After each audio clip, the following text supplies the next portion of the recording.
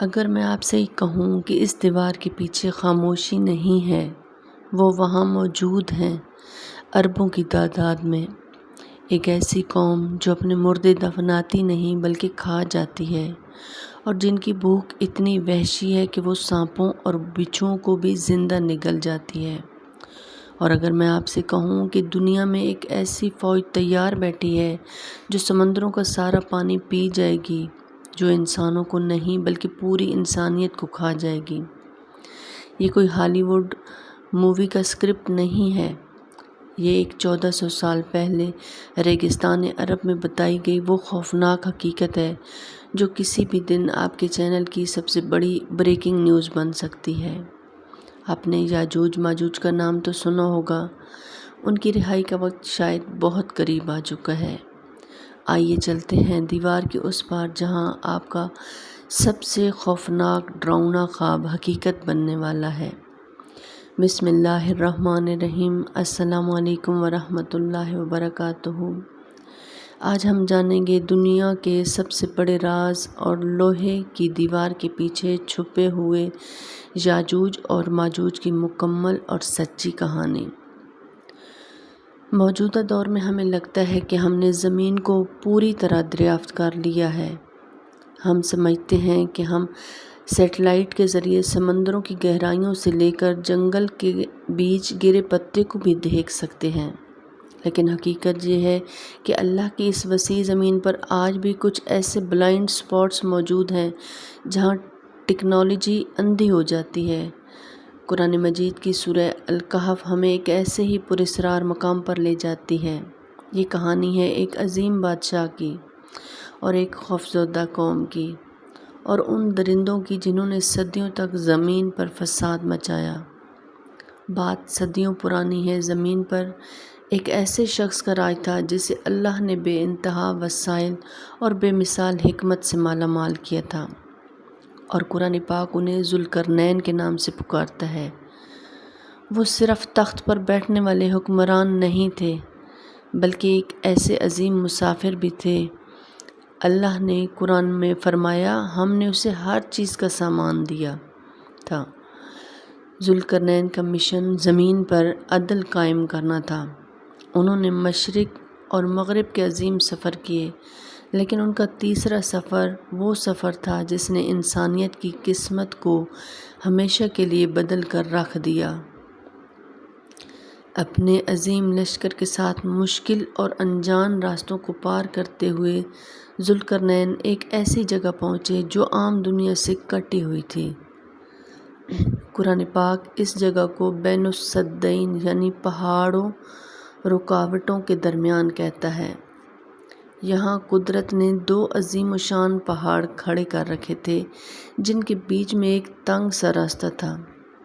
یہ جگہ ویرانی اور خوف کا منظر پیش کر رہی تھی۔ یہاں ذوالقرنین کی ملاقات ایک ایسی قوم سے ہوئی جو شدید دہشت میں تھی۔ ان کے چہرے گرد و غبار سے اٹے ہوئے تھے اور آنکھوں میں موت کا سایہ تھا۔ قرآن کہتا ہے وہ لوگ بات سمجھنے سے قاصر تھے، لیکن خوف کی کوئی زبان نہیں ہوتی۔ ان کی تھر تھراہٹ، ان کے اشارے چیخ چیخ کر کہہ رہے تھے کہ وہ کسی بڑی مصیبت میں ہیں۔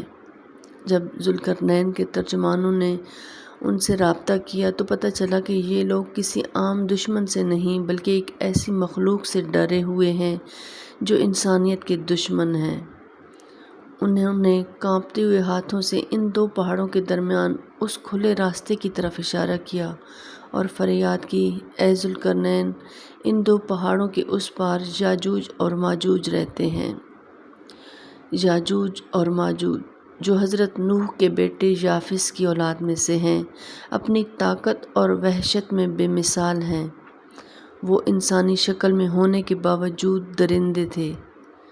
اس قوم نے بتایا وہ زمین پر فساد پھیلا رہے ہیں۔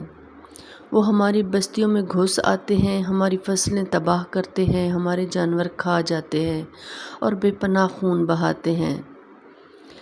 اس قوم نے جب ذوالقرنین کی شان و شوکت دیکھی تو انہیں امید کی کرن نظر آئی۔ وہ لوگ بھاگے اور اپنا مال جمع کیا ہوا لے آئے۔ انہوں نے کہا، کیا ہم آپ کو مال و دولت دیتے ہیں؟ ہم اپنی ساری دولت آپ کے قدموں میں رکھ دیں گے، بس شرط یہ ہے کہ آپ ہمارے اور ان کے درمیان ایک ایسی دیوار بنا دیں کہ وہ کبھی واپس نہ آ سکیں۔ ذوالقرنین نے سونے کے ڈھیر کو دیکھا۔ کسی بھی عام بادشاہ کے لیے یہ منہ مانگی قیمت ہوتی، لیکن ذوالقرنین نے انکار میں سر ہلا دیا، اور انہوں نے ایک ایسا جواب دیا جو قرآن پاک نے محفوظ کر لیا۔ جو طاقت اور مال میرے رب نے مجھے دیا ہے وہ تمہارے مال سے بہتر ہے، مجھے تمہاری دولت نہیں چاہیے۔ پھر انہوں نے لوگوں کی طرف دیکھا جن کی آنکھوں میں ابھی بھی ڈر تھا، اور کہا، میری اپنی قوت بازو سے مدد کرو، میں تمہارے اور ان کے درمیان ایک ایسی مضبوط دیوار بنا دوں گا جو قیامت تک قائم رہے گی۔ ذوالقرنین جانتے تھے کہ پتھر کی دیوار یاجوج ماجوج کو نہیں روک پائے گی، وہ طاقتور ہیں، وہ پتھروں کو توڑ دیں گے یا ان میں سے سوراخ کر لیں گے۔ انہیں ایک ایسا مٹیریل چاہیے تھا جو ناقابل شکست ہو۔ ذوالقرنین نے حکم دیا، میرے پاس لوہے کے بڑے بڑے ٹکڑے لاؤ۔ ہزاروں مزدوروں نے دن رات محنت کی، پہاڑوں کو کھودا گیا اور لوہے کے بھاری بھرکم بلاکس کو ان دو پہاڑوں کے درمیان نیچے سے اوپر تک چون دیا گیا۔ دیوار اٹھتی گئی یہاں تک کہ وہ دونوں پہاڑوں کی چوٹیوں کے برابر ہو گئی، لیکن ابھی لوہے کے بلاکس کے درمیان گیپ تھے۔ ذوالقرنین نے کہا، اس لوہے کو آگ سے دہکاؤ۔ پہاڑوں کے درمیان بڑی بڑی بھٹیاں جلائیں گی۔ ہزاروں لوگوں نے دھونکنیوں سے ہوا دی۔ آگ کا ایسا منظر تھا کہ لوہا سرخ انگارہ بن گیا۔ پہاڑوں کے درمیان کی زمین تندور کی طرح تپنے لگی۔ جب لوہا گرم ہو کر پھیلنے لگا تو ذوالقرنین نے آخری اور سب سے اہم حکم دیا کہ اب میرے پاس پگھلا ہوا تانبا لاؤ۔ انہوں نے اس گرم سرخ لوہے پر پگھلا ہوا تانبا ڈال دیا۔ سائنس کہتی ہے کہ جب لوہا اور تانبا ملتے ہیں تو وہ ایک ایسی بھرت بناتے ہیں جو لوہے سے زیادہ سخت ہوتا ہے اور اس پر زنگ بھی نہیں لگتا۔ تانبے نے لوہے کے بلاکس کے درمیان کے سارے جو سوراخ تھے وہ بھر دیے، اور جب وہ دیوار ٹھنڈی ہوئی تو وہ کوئی معمولی دیوار نہیں تھی۔ قرآن پاک کہتا ہے، پس وہ یاجوج ماجوج نہ تو اس پر چڑھ سکے اور نہ ہی اس میں سوراخ کر سکے۔ وہ دیوار شیشے کی طرح چکنی تھی اور فولاد سے زیادہ سخت۔ اس دن وہ دروازہ ہمیشہ کے لیے بند ہو گیا۔ ذوالقرنین نے اس دیوار کو دیکھ کر غرور نہیں کیا۔ انہوں نے آسمان کی طرف دیکھا اور کہا، یہ میرے رب کی طرف سے ایک رحمت ہے۔ لیکن پھر انہوں نے ایک ایسی بات کہی جو آج تک فضا میں گونج رہی ہے، لیکن جب میرے رب کا وعدہ آئے گا تو وہ اسے ریزہ ریزہ کر دے گا، اور میرے رب کا وعدہ سچا ہے۔ دیوار بن گئی، ذوالقرنین چلے گئے اور وہ قوم محفوظ ہو گئی۔ لیکن سوال یہ ہے، کیا وہ ہمیشہ کے لیے قید ہو گئے؟ دیوار کے اس پار کیا ہو رہا ہے؟ کیا وہ سو گئے ہیں؟ حدیث بتاتی ہے کہ نہیں، ہمیں لگتا ہے کہ ذوالقرنین نے دیوار بنا دی اور قصہ ختم ہو گیا۔ ہم اپنے گھروں میں چین کی نیند سوتے ہیں، لیکن حقیقت یہ ہے کہ پچھلے ہزاروں سال سے اس دیوار کے پیچھے ایک جنگ جاری ہے، ایک ایسی جنگ جس کے بارے میں دنیا بے خبر ہے۔ پیارے نبی صلی اللہ علیہ وآلہ وسلم نے فرمایا کہ یاجوج ماجوج سوئے ہوئے نہیں ہیں، وہ ہر روز جاگتے ہیں۔ ان کا مقصد صرف ایک ہے، اس دیوار کو گرانا۔ ذرا تصور کریں وہ منظر، ہزاروں لاکھوں کی تعداد میں یہ خوفناک مخلوق اپنے نوکیلے پنجوں اور اوزاروں سے اس لوہے کی دیوار کو کھرچ رہی ہے۔ چنگاریاں اڑتی ہیں، لوہے پر کھرچنے کی آوازیں گونجتی ہیں۔ وہ صبح سے شام تک پوری طاقت سے دیوار کو توڑنے میں لگے رہتے ہیں۔ محنت کرتے کرتے شام تک وہ اس پوائنٹ پر پہنچ جاتے ہیں کہ انہیں دیوار کے پار سے سورج کی ہلکی سی کرن یا روشنی نظر آنے لگتی ہے۔ وہ آزادی کے بالکل قریب ہوتے ہیں، دیوار بس ٹوٹنے ہی والی ہوتی ہے۔ تب ان کا سردار کہتا ہے، رک جاؤ، بہت کام ہو گیا، باقی جو بچا ہے وہ کل صبح آ کر توڑیں گے اور نکل جائیں گے۔ لیکن وہ صدیوں سے ایک ہی غلطی کرتے آ رہے ہیں۔ وہ انشاءاللہ، اگر اللہ نے چاہا، کہنا بھول جاتے ہیں۔ جب وہ رات کو سو جاتے ہیں تو اللہ کی قدرت حرکت میں آ جاتی ہے، راتوں رات وہ ٹوٹی ہوئی دیوار واپس چڑھ جاتی ہے۔ صبح جب وہ اٹھتے ہیں تو حیران رہ جاتے ہیں، دیوار پہلے سے زیادہ مضبوط اور سخت ہو چکی ہوتی ہے۔ صدیوں سے یہی کھیل چل رہا ہے، روز کھودنا، روز انشاءاللہ بھولنا اور روز اللہ کا اس دیوار کو واپس جوڑ دینا۔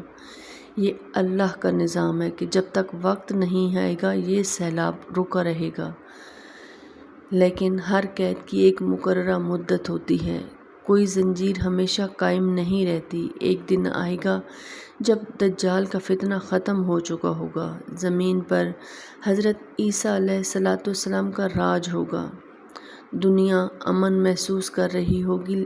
اسی شام یاجوج ماجوج دیوار کھودیں گے ہمیشہ کی طرح، روشنی نظر آئے گی، لیکن اس دن اللہ ان کی زبان پر ایک لفظ جاری کر دے گا۔ ان کا سردار کہے گا، چلو باقی کل توڑیں گے انشاءاللہ۔ یہ پہلی بار ہوگی کہ وہ انشاءاللہ کہیں گے۔ اگلی صبح جب وہ واپس آئیں گے تو دیوار ویسی ہی ملے گی جیسی وہ چھوڑ کر گئے تھے، ٹوٹی ہوئی۔ وہ ایک آخری ٹھوکر ماریں گے اور صدیوں پرانی وہ عظیم لوہے کی دیوار دھڑام سے نیچے آ گرے گی۔ پھر جو منظر ہوگا وہ انسانیت نے آج تک نہیں دیکھا۔ قرآن پاک کہتا ہے وہ ہر اونچائی سے پھسلتے ہوئے نیچے اتریں گے۔ وہ کسی ڈسپلنڈ فوج کی طرح ڈسپلن میں نہیں آئیں گے، وہ پانی کے سیلاب کی طرح آئیں گے۔ ان کی رفتار اتنی تیز ہوگی کہ کوئی گھوڑا یا گاڑی ان سے بچ نہیں پائے گی۔ صحیح مسلم کی روایت ہے کہ ان کا پہلا بڑا گروہ بحیرہ طبریہ کے پاس سے گزرے گا۔ یہ شام اور فلسطین کے درمیان ایک بہت بڑی جھیل ہے۔ پہلا گروپ رکے گا اور جھیل کا پانی پینا شروع کرے گا۔ ہزاروں لاکھوں پیتے جائیں گے۔ جب ان کا آخری گروپ وہاں پہنچے گا تو جھیل سوکھ چکی ہوگی۔ وہ حیرانی سے کہیں گے، لگتا ہے کبھی یہاں پانی ہوا کرتا تھا۔ وہ آگے بڑھیں گے، جو شخص ان کے راستے میں آئے گا مارا جائے گا، نہ عورت بچے گی، نہ بچہ، نہ جانور۔ وہ زمین کو صاف کرتے چلے جائیں گے، لوگ اپنی جان بچانے کے لیے اپنے گھروں اور قلعوں میں قید ہو جائیں گے، حتیٰ کہ حضرت عیسیٰ علیہ السلام بھی اللہ کے حکم سے مسلمانوں کو لے کر کوہ طور پر پناہ لیں گے۔ پوری دنیا یاجوج ماجوج کے قبضے میں ہوگی۔ زمین پر حکومت کرنے کے بعد ان کا تکبر آسمان کو چھونے لگے گا۔ وہ کہیں گے، ہم نے زمین والوں کو ختم کر دیا، آؤ اب آسمان والوں کو قتل کریں۔ وہ اپنے تیر اور نیزے آسمان کی طرف پھینکیں گے، اللہ انہیں ڈھیل دے گا، ان کے تیر خون میں لپٹے ہوئے واپس آئیں گے۔ وہ خوش ہوں گے اور جشن منائیں گے کہ ہم نے آسمان والوں کو بھی قتل کر دیا۔ اس وقت حالات نہایت سخت ہوں گے، کھانے کی ایسی کمی ہوگی کہ ایک بیل کا سر بھی 100 دینار سے زیادہ قیمتی سمجھا جائے گا۔ حضرت عیسیٰ علیہ السلام اور ان کے ساتھی اللہ سے گڑ گڑا کر دعا کریں گے، یا اللہ اس عذاب کو ہم سے دور کر دے۔ اور اللہ اپنے نبی کی دعا کیسے رد کر سکتا ہے؟ دنیا کی سب سے بڑی فوج کو مارنے کے لیے اللہ کوئی فرشتوں کی فوج نہیں بھیجے گا، اللہ اپنی سب سے چھوٹی مخلوق کو بھیجے گا۔ اللہ ان کی گردنوں میں ایک بیماری پیدا کر دے گا، نغف۔ یہ ایک قسم کا کیڑا ہے جو بکریوں اور اونٹوں کی ناک میں ہوتا ہے۔ رات کے وقت یہ بیماری پھیلے گی اور صبح ہوتے ہوتے سب کے سب کروڑوں کی تعداد میں یاجوج ماجوج ایک ساتھ مر جائیں گے۔ حدیث کے الفاظ ہیں کہ وہ ایسے مریں گے جیسے ایک نفس مرتا ہے۔ حضرت عیسیٰ علیہ السلام کے ساتھی جب ڈرتے ڈرتے پہاڑ سے نیچے جھانکیں گے تو ہر طرف خاموشی ہوگی۔ ایک بہادر شخص کو نیچے بھیجا جائے گا، وہ واپس آ کر خوشخبری دے گا کہ دشمن ہلاک ہو چکا ہے، لیکن زمین پر قدم رکھنے کی جگہ نہیں ہوگی، ہر طرف لاشیں اور شدید بدبو، زمین پر سانس لینا مشکل ہو جائے گا۔ حضرت عیسیٰ علیہ السلام پھر دعا کریں گے اور اللہ رب العزت لمبی گردن والے بڑے بڑے پرندے بھیجے گا، وہ آئیں گے، ان لاشوں کو اپنے پنجوں میں اٹھائیں گے اور وہاں پھینک دیں گے جہاں اللہ چاہے گا۔ اس کے بعد اللہ ایک ایسی رحمت کی بارش برسائے گا جو مٹی کے گھروں سے لے کر خیموں تک ہر جگہ پہنچے گی۔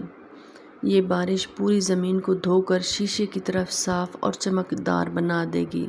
زمین کو حکم ملے گا، اپنے پھل اگا اور اپنی برکت واپس لا۔ وہ دور اتنا برکت والا ہوگا کہ ایک انار کا چھلکا اتنا بڑا ہوگا کہ پوری جماعت اس کے سائے میں بیٹھے گی۔ شیر اور بکری ساتھ چلیں گے لیکن کوئی کسی کو نقصان نہیں پہنچائے گا۔ دوستو، یاجوج اور ماجوج کی کہانی صرف ایک واقعہ نہیں بلکہ ایک وارننگ ہے۔ وہ دیوار آج بھی وہیں ہے، وہ کوشش آج بھی جاری ہے۔ سوال یہ نہیں کہ وہ کب واپس آئیں گے، سوال یہ ہے کہ جب وہ آئیں گے تو کیا ہمارا ایمان اتنا مضبوط ہوگا کہ ہم دجال اور اس کے فتنے کا مقابلہ کر سکیں گے۔ سورہ الکہف سیریز اپنے اختتام کو پہنچی۔ مزید دینی اور معلوماتی ویڈیوز کے لیے میرے چینل سے جڑے رہیں۔ اگر آپ کو میری ویڈیو پسند آئے تو پلیز لائک، شیئر اور کمنٹ کریں اور میرے چینل کو سبسکرائب کرنا بالکل مت بھولیں۔ انشاءاللہ بہت جلد ایک نئی ویڈیو کے ساتھ آپ سے ملاقات ہوگی۔ دعاؤں میں یاد رکھیے گا۔ جزاک اللہ خیر۔ السلام علیکم ورحمۃ اللہ وبرکاتہ۔